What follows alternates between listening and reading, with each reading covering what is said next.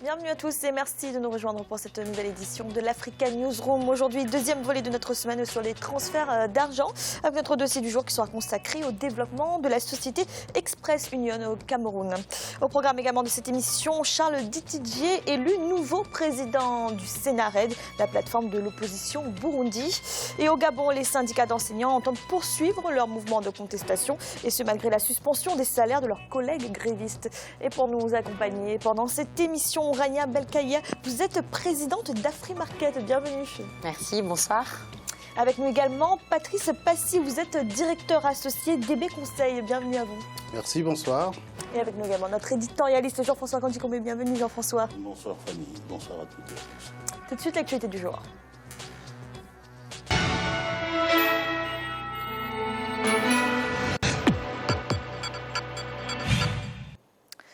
Au Burundi, le Sénarède, la plateforme qui regroupe l'opposition en exil et une partie de l'opposition intérieure, vient de se doter d'une nouvelle direction. Et c'est Charles Ditidjé qui a été officiellement élu ce mardi à la présidence du Sénarède. Son principal défi, préserver l'unité de la plateforme. Diane Ndiaye. Le Sénarède vient de se doter d'une nouvelle direction. 3 jours de discussion ont été nécessaires à cette plateforme qui regroupe l'opposition burundaise pour arriver à départager les candidats au poste de président de la coalition. Le choix a finalement porté ce mardi sur Charles Ditidjé, qui vit en exil comme de nombreux leaders d'opposition du Burundi. Renforcer la cohésion interne entre les différentes personnalités qui composent notre plateforme politique. C'est également continuer à renforcer la diplomatie offensive pour rencontrer les différents partenaires burundais, à savoir les pays de l'Afrique de l'Est, dire ce qu'est les Nations Unies, pour que tout ce monde-là puisse faire le pression, exercer le pression nécessaire sur le régime de M. Nkurunziza pour qu'il puisse accepter d'entrer en négociation. Créé en 2015, le Sénarède reste pour l'heure la principale plateforme de l'opposition burundaise. Le successeur de Minani Jean viendra donc réaffirmer son engagement face au dialogue inter-burundais entamé à Arusha, en Tanzanie. Un dialogue qui a toutefois créé beaucoup de divergences au sein de la plateforme. C'est normal qu'il y ait ces tiraillements. Dans toutes les coalitions, il y a toujours des tiraillements, il y a toujours la diversité qui est une chance, qui est une opportunité, mais qui peut se révéler être aussi un problème à gérer. Vous savez, l'unité, c'est toujours un combat. Âgé de 63 ans, Charles Ditidjé devra donc préserver l'unité de la plateforme. En effet, depuis sa création, au moins 3 partis ont fait défection. Pour l'heure, il espère imposer le Sénarède comme force politique capable de faire face au gouvernement burundais dans toutes les initiatives du dialogue. Jean-François, que révèle ce choix de Charles Ditidjé? C'est un leader de l'opposition en exil et farouche opposant du président Pierre Nkurunziza. D'abord, c'est un homme politique qui est reconnu dans son pays. Il avait dirigé, avant d'être limogé de son poste, le parti unique burundais. Il était reconnu pour cela. C'est depuis lors qu'il est entré en rébellion, d'une certaine manière, en rébellion politique dans l'opposition. Je pense que c'est un choix qui va produire des résultats mitigés. Il y a d'abord un premier enjeu qui est celui, comme vous l'avez rappelé tout à l'heure, d'assurer l'unité de l'opposition. Pour assurer l'unité de l'opposition, il faut une personnalité politique consensuelle, forte et consensuelle. Alors, est-ce que c'est une personnalité consensuelle? C'est une personnalité consensuelle parce que ce à quoi les Burundais sont arrivés en l'espace de 3 jours, c'est ce à quoi, par exemple, les Gabonais ou d'autres nationalités n'arrivent pas depuis des années, voire des décennies. C'est-à-dire à se donner une tête à l'opposition politique. Il y a plus d'une vingtaine de personnalités politiques de premier plan dans ce rassemblement. Et donc, 3 jours, je trouve que c'est un exploit extraordinaire. Donc, il y a un consensus. Le deuxième enjeu, là, c'est beaucoup moins joué d'avance, c'est d'assurer le dialogue avec le pouvoir. Parce que le régime Nkurunziza s'est caractérisé jusqu'à maintenant par son refus du dialogue avec l'opposition. Il y a une méthode qu'elle préfère, c'est la méthode de la répression. Il reste maintenant, et puis par ailleurs, il s'ajoute à cela que la personnalité même de Nethitje est une personnalité qui ne sied pas au président Nkurunziza. Donc il y a toutes les raisons pour qu'il ne vienne pas à la table de négociation. Il va être jugé à cela, manifestement. Il y a une curiosité dans cette élection, c'est que le mandat n'est que de 9 mois. Je ne sais pas à quoi correspond exactement ce délai-là de 9 mois, mais on verra bien d'ici 9 mois s'il a réussi à établir le dialogue avec le pouvoir, s'il arrive à établir le dialogue maintenant, quel est le contenu de ce dialogue-là avec le pouvoir, sachant que l'opposition, jusqu'à maintenant, était sur une position qui était de ne pas reconnaître la légitimité du pouvoir actuel. Donc, on est en attente de clarification de sa part, de la part du pouvoir, de la part du contexte politique, mais c'est pas joué d'avance.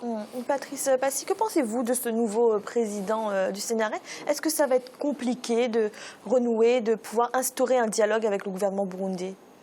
Moi, je pense que ça va être compliqué.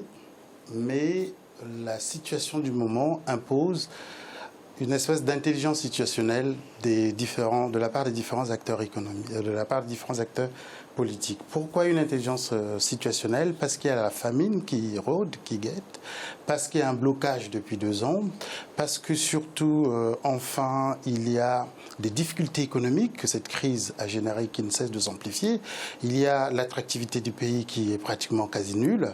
Il va falloir donc des deux côtés faire preuve d'une intelligence situationnelle pour aller vers un dialogue ou tout au moins pour dégager des marges de manœuvre afin de permettre aux différents acteurs de trouver un consensus. Ça ne va pas être facile, mais je pense que l'une des tâches des hommes politiques, c'est justement d'apporter des solutions dans des situations aussi difficiles. Jean-François, est-ce que quelque part le gouvernement burundais mise sur l'éclatement du Sénared? Le premier objectif du gouvernement, en tout cas de la présidence burundaise actuelle de Nkurunziza, c'est d'abord de se maintenir au pouvoir jusqu'au bout. Après, le reste, c'est de la petite histoire et c'est du petit lait. Jouer l'éclatement, ça vaudrait le coup s'il entend faire jouer à l'opposition un certain rôle dans le pays. Dès lors qu'on est de l'opposition, on est pourchassé. C'est la raison pour laquelle, d'ailleurs, cette réunion ne s'est pas tenue au Burundi. Elle s'est tenue à Bruxelles. Et la plupart de ceux qui y ont participé sont des exilés. Donc, encore faut-il que le pouvoir accepte que des opposants politiques, des personnalités politiques qui ne pensent pas comme le pouvoir puissent revenir sur le territoire, avoir une activité libre, en tout cas aussi libre que possible. Et ça, je pense que vraiment la balle est maintenant dans le camp du président Nkurunziza. Compte tenu de ce qu'il a posé jusqu'à maintenant, on peut douter, mais ça ne mange pas de pain de l'exhorter à changer de position. Merci. Dans l'actualité également, au Gabon, la suspension de salaire de 807 enseignants grévistes est effective depuis le 25 février. Mais les syndicats ont pourtant décidé de poursuivre leur mouvement de contestation. Une collecte de fonds pour ces enseignants sanctionnés a même été mise en place. Reportage de notre correspondant Douglas Toutoum. Au Gabon, la crise de l'éducation s'accentue avec l'effectivité de la décision du gouvernement de couper les salaires à 807 enseignants.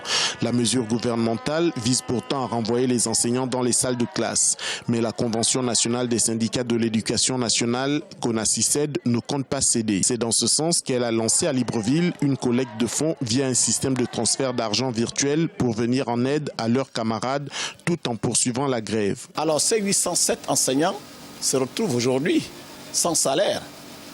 Comment vont-ils vivre d'ici un mois? Et on ne sait pas pendant combien de temps ça va durer, cette sanction-là. C'est pourquoi nous avons demandé à la solidarité de tous les citoyens du monde pour qu'ils nous viennent en aide, afin qu'on puisse permettre à ces enseignants de survivre et de résister. Si la grève n'est pas suivie à 100% sur l'étendue du territoire national, il n'en demeure pas moins que les élèves restent les principales victimes de ce bras de fer qui se corse entre le gouvernement et les enseignants. Les profs, ils viennent, ils parlent juste, machin, ils nous font un compte rendu sur les réunions qu'ils font et tout. Par exemple, la semaine-là, ils nous ont expliqué que aujourd'hui, ils devaient faire réunion pour faire un résumé sur tout ça. Et au final, ils sont venus, ils ont dit il n'y a pas cours. Donc là, on est en train de rentrer chez nous. Depuis lundi. Normalement, c'est depuis la semaine passée. Depuis la semaine passée, c'est un cours sur 2. Visiblement déterminés à conduire leur mouvement jusqu'au bout, les membres de la CONACYCED exigent désormais le départ du ministre de l'Éducation nationale, Florentin Moussavou, avant toute nouvelle négociation. Jean-François, à quoi peut conduire ce choix de la fermeté de la part du gouvernement? Le gouvernement est dans son rôle. Le gouvernement est dans son rôle, au moins en partie. Il va jusqu'à radier des enseignants. Hein. Non, il n'a pas radié des enseignants, il a suspendu la rémunération des enseignants. Et sur ce point-là, je pense qu'on est en train de faire... Moi, je suis un farouche partisan du droit de grève comme droit d'action collective des travailleurs lorsqu'ils ont des intérêts qui sont en jeu. Mais c'est un droit, c'est une liberté, mais c'est aussi une responsabilité. Dans les pays où le droit de grève et le droit syndical s'est développé, où les syndicats se sont développés, ils ont fait cet apprentissage-là avant nous. Regardez par exemple ici en France, vous avez les syndicats qui ont ce qu'on appelle un trésor de guerre, ils ont des milliards d'euros. Pourquoi ils ont cet argent-là, cette caisse-là? Parce que précisément, à partir du moment où vous entrez en grève, vous ne donnez pas le travail en contrepartie duquel vous avez le salaire. Par voie de conséquence, le syndicat se substitue à l'employeur pendant les jours de grève pour pouvoir assurer au moins un minimum aux grévistes de manière à ce que la lutte puisse continuer. Et c'est cet apprentissage-là qu'on est en train de faire en Afrique. Je trouve que c'est pas mauvais du tout. Il faut qu'on apprenne que quand on entre en grève, on engage aussi une partie de sa rémunération, donc une partie de son mode de vie. Maintenant, est-ce que le gouvernement a raison de tenir cette position de fermeté si la position n'est pas une position jusqu'au boutiste? Parce qu'on va vers une année blanche là pour les C'est élèves. Là où le bas blesse toujours, quand il y a grève, c'est sur les usagers. Vous avez les innocents qui n'ont rien à voir là-dedans, qui trinquent. Ici, en l'occurrence, ce sont des élèves et c'est la jeunesse. C'est d'autant plus regrettable. Je pense que le minimum qu'on puisse espérer lorsqu'il y a ce type de situation, c'est qu'il y ait négociation, qu'il y ait des propositions qui soient faites, qu'elles soient acceptées ou qu'elles ne soient pas acceptées. La grève, de mon point de vue, n'est pas un objectif en soi. C'est un déclencheur de négociation, de rapport, et le gouvernement ferait bien de faire des propositions et d'appeler à la négociation. Comment expliquer qu'il y ait cette absence de dialogue entre le gouvernement gabonais et les syndicats d'enseignants? Je crois que c'est une question d'usage en Afrique. Je crois que il n'y a aucun pays, sauf peut-être l'Afrique du Sud et encore, il n'y a aucun pays où on admette le droit de grève de cette manière-là. On a des habitudes de rapport de force beaucoup plus brutes. Et au Gabon, d'ailleurs, ça a toujours été la manière de traiter les grèves. Donc, si le gouvernement avait changé de position, on se serait dit il y a une petite révolution qui est en train de se faire. Merci, nous allons marquer une courte pause à l'instant, la deuxième partie de l'Africa Newsroom. Moi, j'avais dit que j'allais pas...